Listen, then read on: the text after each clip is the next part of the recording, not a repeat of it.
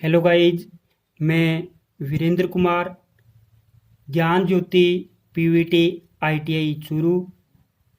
Guys हम बात करेंगे आज इस लेक्चर में बात करेंगे हम अनुनाद के बारे में। अनुनाद को इंग्लिश में बोलते हैं रेजोनेंस।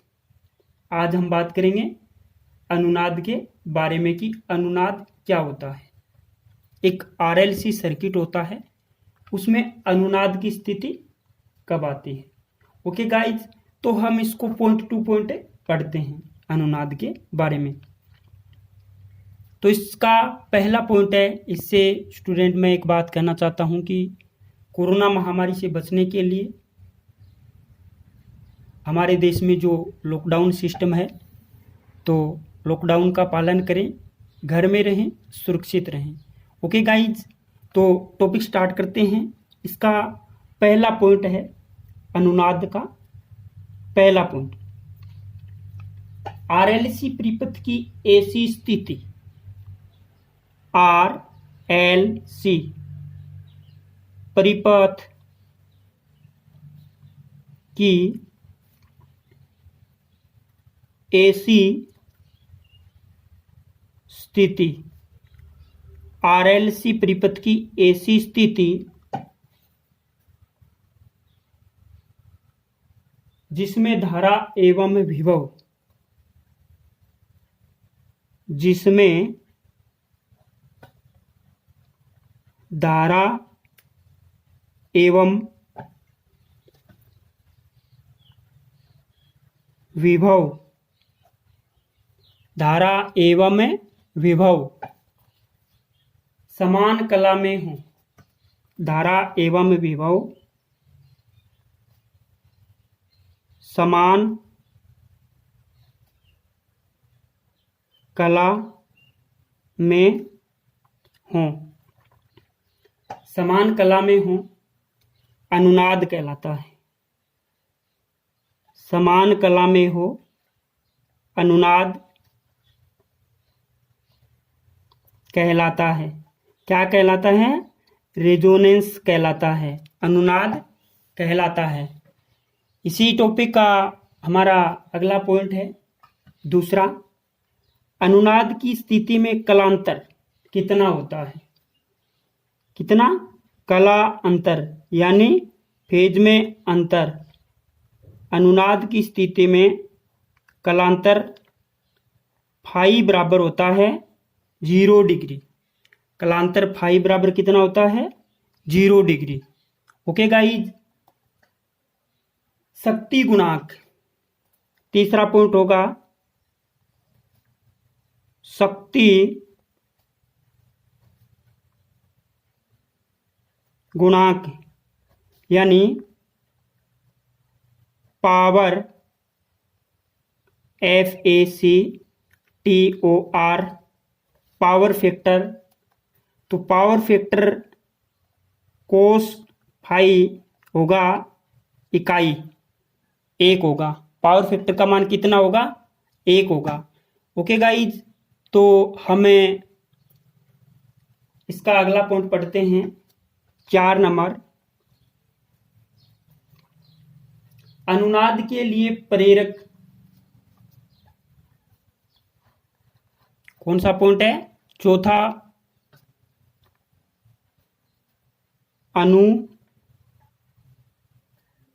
अनुनाद के लिए प्रेरक। अनुनाद के लिए प्रेरक L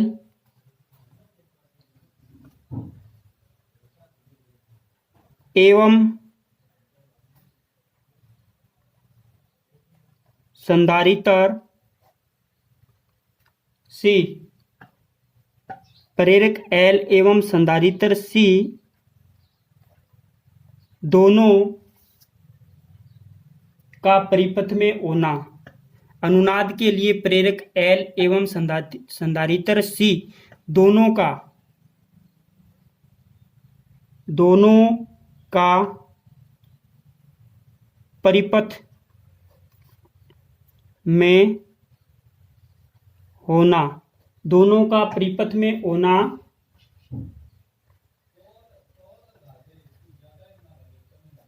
आवश्यक है। दोनों का परिपथ में होना आवश्यक है। ओके गाइज, हमें इसका अगला पॉइंट पढ़ते हैं। आरएलसी श्रेणीक्रम परिपथ में अनुनाद। आरएलसी श्रेणी क्रम परिपथ में अनुनाद। आरएलसी श्रेणी क्रम परिपथ में अनुनाद। तो हम इसका एक सीरीज सर्किट बना लेते हैं। आर एल और सी तीनों का हम एक सीरीज सर्किट बना लेते हैं और इसको एसी सप्लाई से जोड़ देते हैं। इसमें क्या दे देते हैं? एसी सप्लाई दे देते हैं। ये गाइज आर है, ये इंडक्टर एल है और ये कैपेसिटर सी है। और इन तीनों और ये तीन अलग अलग वोल्टेज ड्रॉप करते हैं। तो ये तो करता है वी आर मैक्सिमम, ये इतनी वोल्टेज ड्रॉप करेगा वी आर एम, और ये करेगा V L maximum inductor voltage, maximum inductor voltage, और ये करेगा V C M maximum capacitor voltage. Okay, और ये जो है इसकी वैल्यू मैं लिख देता हूं यहां पे। V बराबर होता है V M maximum voltage sine omega T, maximum voltage sine omega T. अब गाइज हम क्या करते हैं, एक आर, दूसरा एल और तीसरा सी, तीनों के बारे में अलग अलग पॉइंट पढ़ते हैं इसका। तो इसका पहला पॉइंट, प्रतिरोध आर के सिरों पर अधिकतम विभव पतन। हम पढ़ते हैं प्रतिरोध आर के सिरों पर अधिकतम विभव पतन। विभव पतन, विभव पतन को बोलते हैं वोल्टेज ड्रॉप। क्या बोलते हैं? Voltage drop. तो ये हो जाएगा वी आर एम बराबर आई आर एम। वी बराबर क्या होता है? I R. ओके, तो इसमें क्या लिखूंगा मैं, इसी फॉर्मूले से आएगा कि धारा एवं प्रतिरोध में क्या होता है, प्रतिरोध सर्किट में धारा एवं विभव समान कला में होंगे। धारा एवं विभव समान कला, कला बोलते हैं फेज को, PHASE, समान फेज में होंगे, समान फेज में होंगे। ओके गाइज, हम इसका फेजर डायग्राम भी देखेंगे और हम इसका दूसरा पॉइंट पढ़ते हैं एल वाले के बारे में, इंडक्टर के बारे में। इंडक्टर बोलते हैं एक तार को कुंडली का रूप दे दिया जाता है। तो मैंने जब ऑनलाइन क्लास स्टार्ट की तब सबसे पहले जो वीडियो बनाया था वो इंडक्टर के बारे में ही बनाया था। तो गाइज हम यहाँ पे पढ़ लेते हैं प्रेरक यानी इंडक्टर। इंडक्टर एल के सिरों पर वही पॉइंट रहेगा, अधिकतम विभव पतन, अधिकतम है मैक्सिमम वोल्टेज ड्रॉप। ये क्या है? ये इंडक्टर के सिरे हैं। ओके, तो यहां पे लिख देते हैं नीचे VLM मैक्सिमम इंडक्टर वोल्टेज बराबर IM मैक्सिमम करंट और इंटू XL।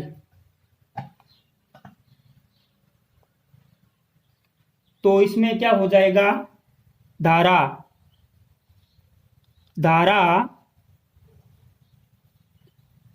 विभव से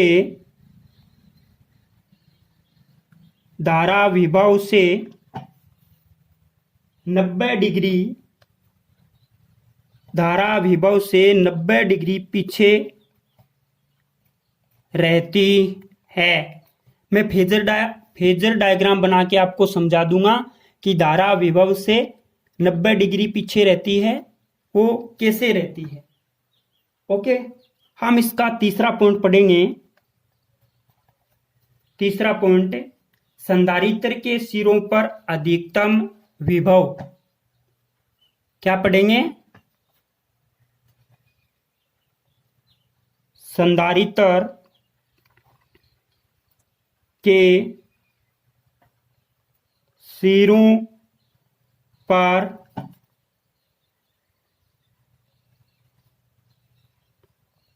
अधिकतम विभव पतन। संधारित्र के सिरों, संधारित्र को C से डिनोट करते हैं। संधारित्र C के सिरों पर अधिकतम विभव पतन, ये क्या है? संधारित्र। तो इसके सिरों पर अधिकतम विभव पतन क्या होगा? VCM मैक्सिमम कैपेसिटर वोल्टेज बराबर क्या होता है? IM RA into XC। अगर L का प्रभाव है तो XL और C का प्रभाव है तो XC। XL होता है इंडक्टिव रिएक्टेंस और ये होता है कैपेसिटिव रिएक्टेंस। प्रेरकीय प्रतिघात XL और धारितीय प्रतिघात XC। तो यहां पे नीचे लिख देते हैं कि धारा विभव से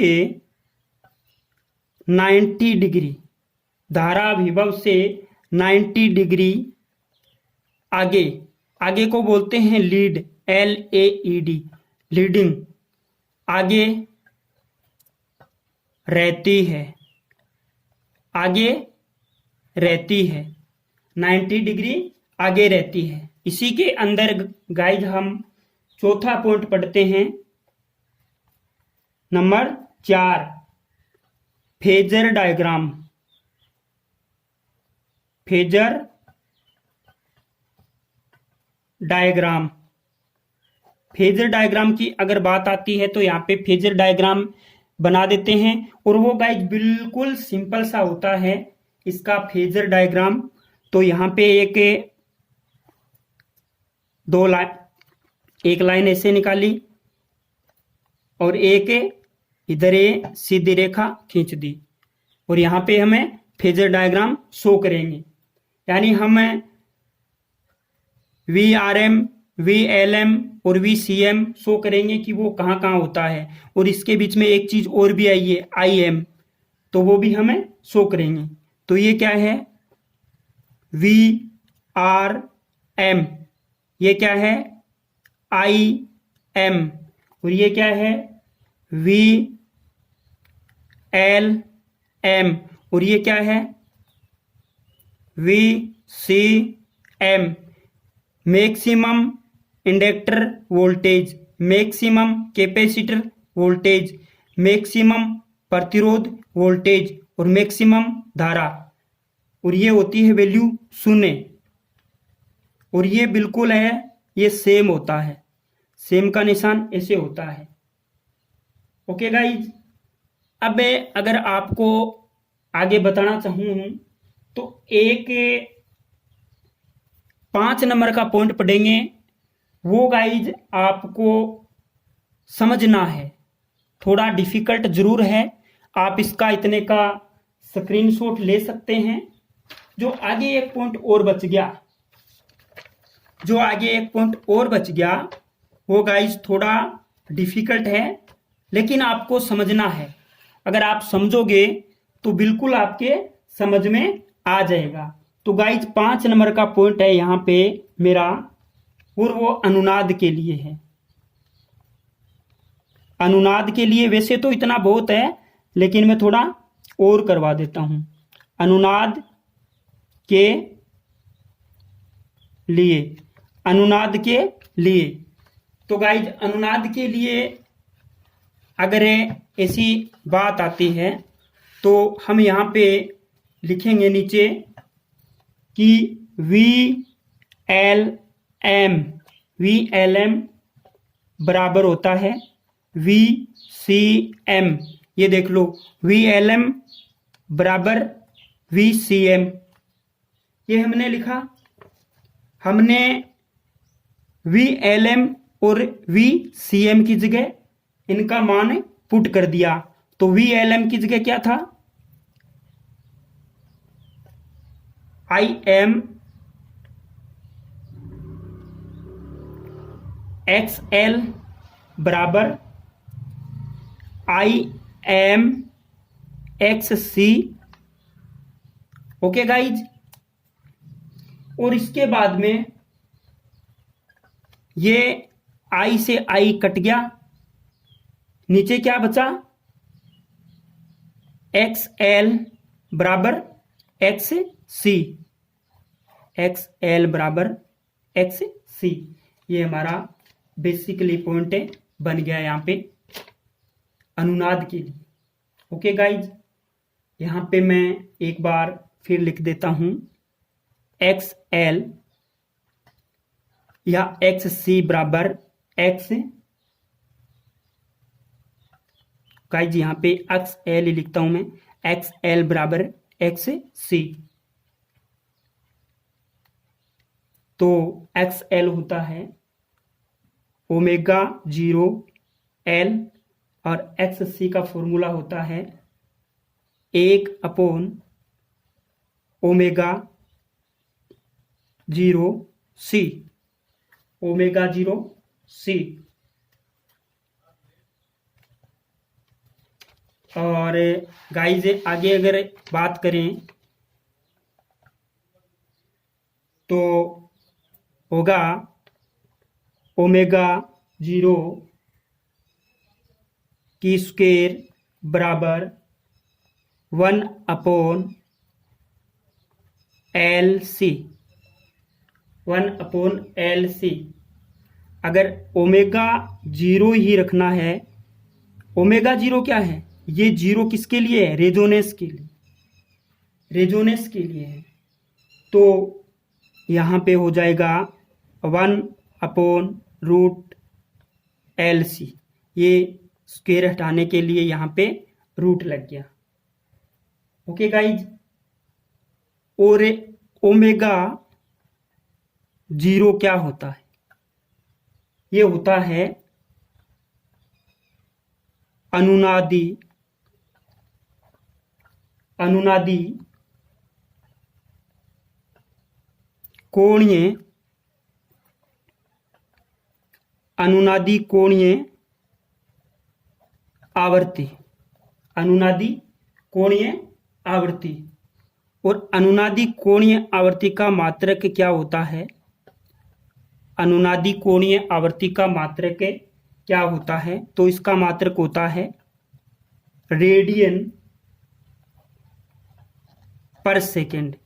इसका मात्रक क्या होता है, रेडियन पर सेकेंड। और उस आवृत्ति का मात्रक क्या होता है, हर्ट्ज, लेकिन इस आवृत्ति का मान क्या होता है, रेडियन पर सेकेंड। अब अगर स्टूडेंट हम अगर बात करें तो ओमेगा की वैल्यू होती है 2 पाई एफ, और ये 0 का 0 हमने लगा दिया। ये किसके लिए लगाया है? अनुनाद के लिए लगाया है, रेजोनेंस के लिए लगाया है। और आगे ये फॉर्मूला है, ये हमने वैसा का वैसा लिख दिया है, 1/√L गुणा C।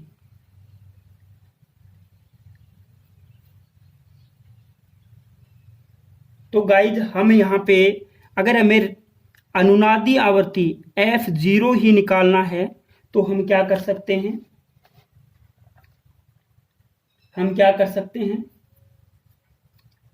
इसको गुणा में भेज सकते हैं। तो ये हो जाएगा 1/, ये 2 पाई इसके गुणा में आ गया 2 पाई, और ये आ गया √LC, ये आ गया √LC। ओके गाइज, तो यहां पे F0 क्या है? F0 क्या है? ये है अनुनादी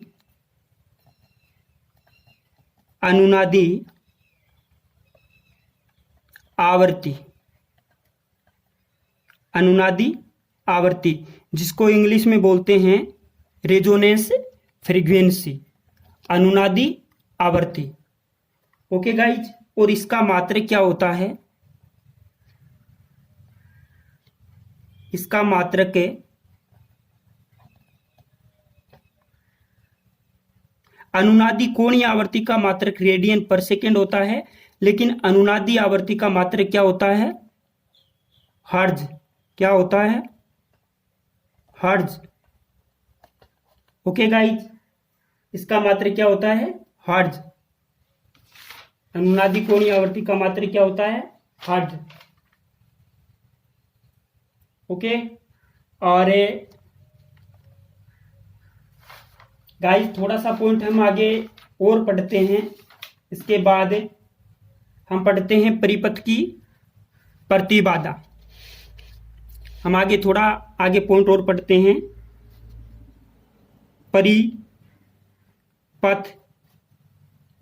की प्रतिबाधा Z, परिपथ की प्रतिबाधा Z। और ये गाइज मैं बता देना चाहता हूं कि प्रतिबाधा के बारे में हमने पहले पढ़ लिया है। हम उसका यहाँ फॉर्मूला लिखते हैं, आपको याद होना चाहिए। तो क्या होगा? आप साथ साथ में बोलिएगा, R² प्लस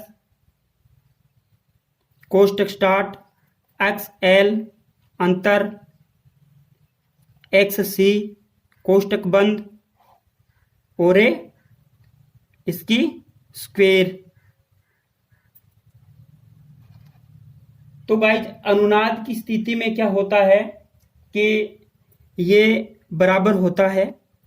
अनुनाद की स्थिति में XL बराबर XC होता है, तो Z बराबर क्या हो जाएगा?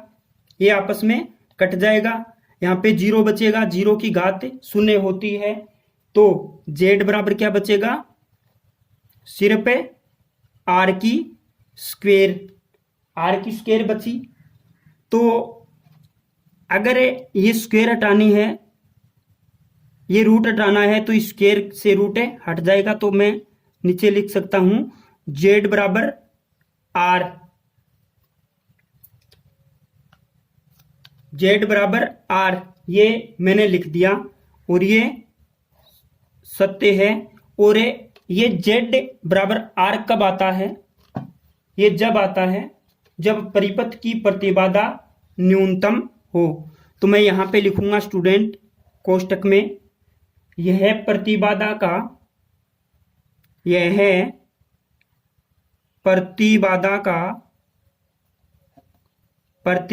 Z का न्यूनतम मान होगा। यह प्रतिबाधा Z का न्यूनतम मान होगा। यह प्रतिबाधा Z का न्यूनतम मान होगा। ओके गाइज, मैं आपको एक बार रेजोनेंस का जो फॉर्मूला निकल करके आता है वो ये है फॉर्मूला। तो आप इसको ध्यान से याद रखिएगा। ओमेगा जीरो किसको बोलते हैं? अनुनादी कोणीय आवर्ती को। और अनुनादी कोणीय आवर्ती का मात्रक होता है रेडियन पर सेकेंड, और अनुनादी आवर्ती का मात्रक होता है हर्ट्ज। तो गाइज अनुनाद के लिए मैं एक बार आपको फिर से यहाँ से रिवीजन करवा देता हूँ कि अनुनाद के लिए VLM, आप मैंने ऊपर जो फेजर डायग्राम बना रखा है उसमें भी दिखा रखा है, दोनों में बराबर का निशान लगा रखा है कि अनुनाद की स्थिति में क्या होता है, VLM बराबर क्या होता है, VCM। और VLM की जगह मैंने इसका वैल्यू पुट कर दी IMXL बराबर IMXC। तो IM से IM कट गया, IM होता है मैक्सिमम करंट, मैक्सिमम करंट से मैक्सिमम करंट ये कट गया। तो यहाँ क्या बचा, XL बराबर XC। अनुनाद की स्थिति में XL बराबर XC होता है। तो XL का फॉर्मूला होता है ओमेगा जीरो L, और XC का फॉर्मूला होता है 1/ओमेगा जीरो C। ओमेगा की वैल्यू होती है 2πf, ओमेगा की वैल्यू होती है 2πf। ये एक स्टैंडर्ड वैल्यू है गाइज, आपको हमेशा याद रखना है कि ओमेगा की वैल्यू 2πf होती है, जिसमें 2 और पाई का मान फिक्स होता है, और f जो हमारी सप्लाई फ्रीक्वेंसी होती है उसका मान होता है, और उसके मान पे निर्भर करता है कि ओमेगा की वैल्यू क्या आएगी। और ओमेगा का मात्रक ये कोणीय आवर्ती होती है, ओमेगा को बोलते हैं कोणीय आवर्ती, और इसका मात्रक रेडियन पर सेकेंड होता है। यहाँ पे हमने क्या किया, यहाँ पे हमने क्या किया कि वो फॉर्मूला रख दिया स्क्वायर वाला।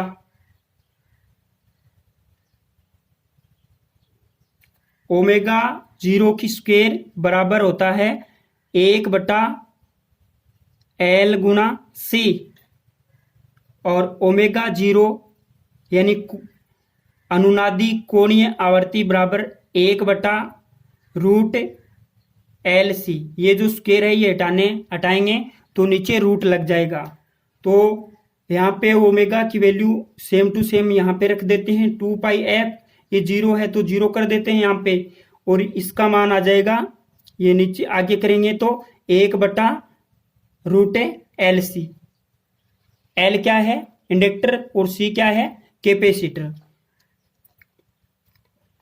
अगर हमें F0 अनुनादी आवर्ती F0 का मान निकालना है तो ये वैल्यू इधर आ जाएगी, ये तो हो जाएगा 1/2π√L गुणा C। और F0 क्या होता है, अनुनादी आवर्ती, और इसका मात्रक क्या होता है, हर्ट्ज होता है। आगे बात करते हैं परिपथ की प्रतिबाधा।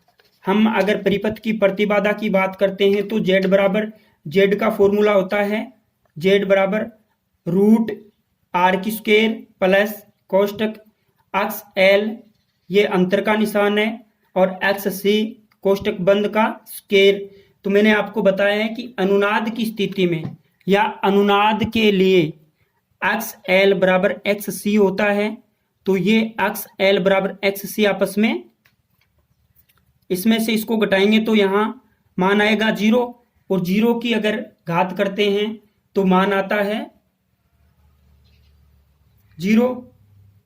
तो Z बराबर क्या बचा, Z बराबर बचा √R²। ये रूट अगर हटाना है तो ये आपस में ये कट जाता है, तो बचा R। तो Z बराबर क्या हो गया, R। और ये स्थिति कब आती है, ये स्थिति आती है, यह परिपथ, यह प्रतिबाधा, यह परिपथ की प्रतिबाधा का न्यूनतम मान होगा। यह परिपथ की प्रतिबाधा का न्यूनतम मान होगा। तो गाइज आज के लिए इतना ही। आप इसका स्क्रीनशॉट ले सकते हैं। अगर आपके इस टॉपिक में किसी प्रकार की दिक्कत हो तो गाइज आप मेरे से कमेंट करके पूछ सकते हैं। वीडियो अच्छा लगे तो लाइक ज़रूर करना। ओके गाइज, मेरे बेस्ट स्टूडेंट, आज के लिए इतना ही। Thanks, good evening. और घर में रहिए, सुरक्षित रहिए और अपने सब्जेक्ट की तैयारी करते रहिए। ओके गाइज, आज के लिए इतना ही। थैंक्स।